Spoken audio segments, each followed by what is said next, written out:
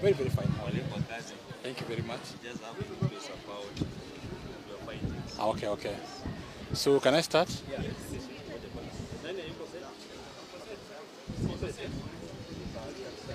So I'm through with the postmortem of the body of the late Kelvin, Kiptum. Kelvin was a 24-year-old gentleman who it was alleged that he was involved in a fatal motor vehicle accident. Following the allegations, there were so many issues that led us to come here and perform the postmortem to find out what happened. So upon doing the postmortem, the finding was as follows. First of all, what we found that the late Kelvin had severe head injuries. There were severe skull fractures, which were mainly at the base of the skull.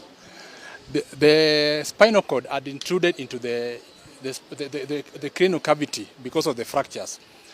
Further to that, there were some fractures on the ribs, both sides. On the left side, the first, second, and third rib were fractured, and on the right side, the first, second, third, fourth, fifth, and seventh ribs were fractured.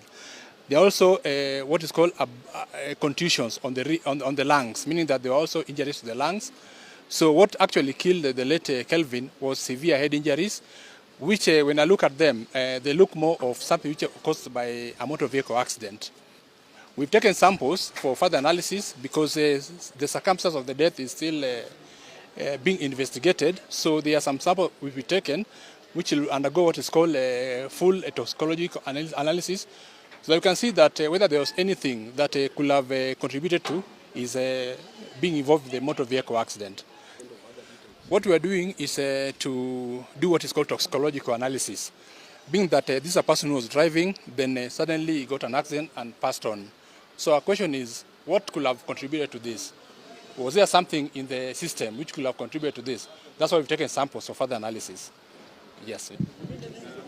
Sisi kama familia tumeridhika na the process of postmortem. I have witnessed the whole process. We started at 11 and tumemaliza at 13:40.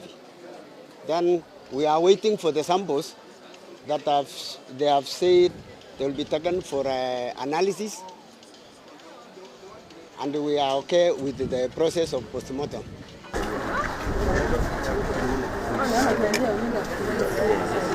Nikiwa katika kipindi cha kubwa sana.